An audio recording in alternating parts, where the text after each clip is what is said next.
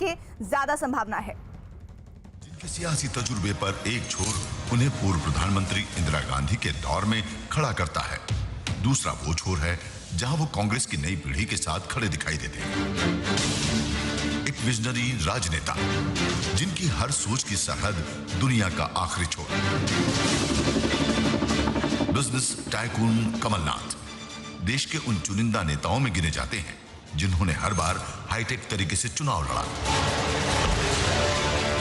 प्रदेश के चुनावों में हेलीकॉप्टर की एंट्री कमलनाथ के चुनाव प्रचार के साथ ही बताई जाती है। 9 बार सांसद रहे कमलनाथ 1979 में छिंदवाड़ा से जीते थे पहला चुनाव।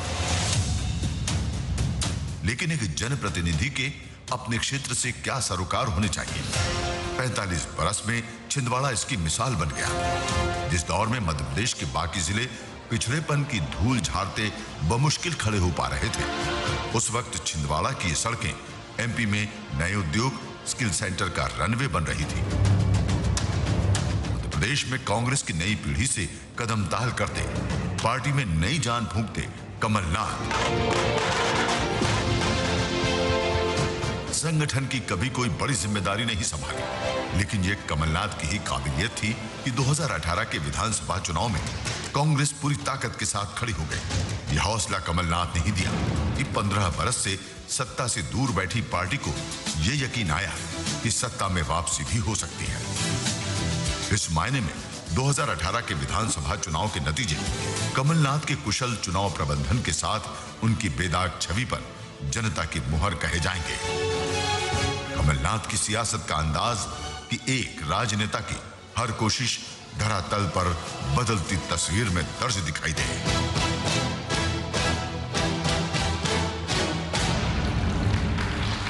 तो बहुत कुछ देख लिया होगा आपने। कमलनाथ जी, बहुत स्वागत है एक बार फिर आपका। इसी सत्र का जो हमने नाम दिया उसी के साथ शुरुआत करूंगा कि जो आपकी आइडेंटिटी है वो ये है कि चुनावी सियासी राजनीति के बहुत मशहूर प्रबंधक आप हैं, जो भी क्राइसिस है वो जल्दी मैनेज कर लेते हैं। इस सत्र का जो हमने नाम दिया है वो एक शेर का आखिरी हिस्सा है कि हमें तो अपनों ने लूटा, गैरों में कहाँ दम था, मेरी कश्ती वहाँ डूबी जहाँ पानी कम था। तो आपको उम्मीद थी क्या कि ऐसे कश्ती डुबा देंगे आपके अपने? ये माइक सिर्फ मैं अभी कुछ देर पहले बाहर बैठ के शिवराज सिंह जी जो मेरे पहले थे यहाँ, उनकी आवाज़ सुन रहा था, बात नहीं सुन रहा था, बात सुनाई नहीं पड़ रही थी। अब प्रदेश चलाने में और मुंह चलाने में बहुत अंतर होता है।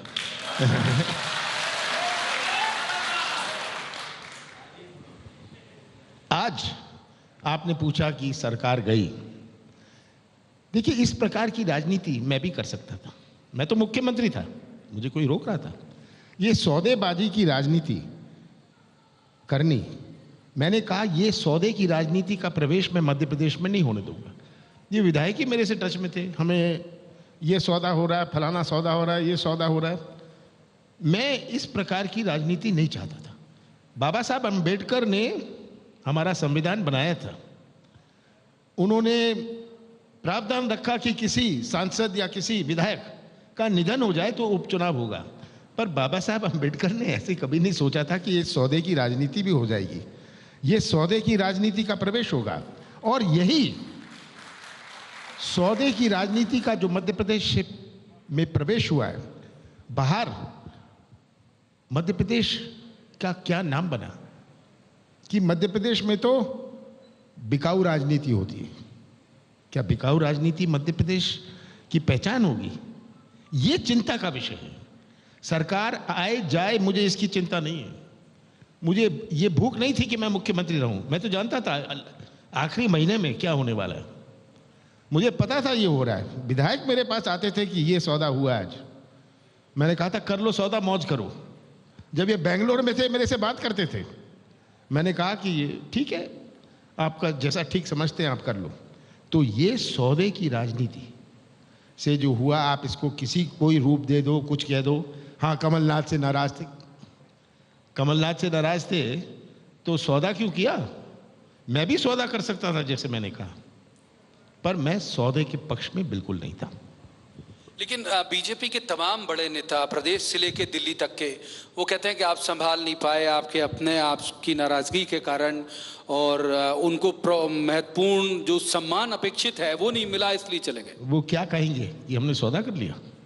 उनके पास उपाय क्या है कि सौदा कर लिया इसीलिए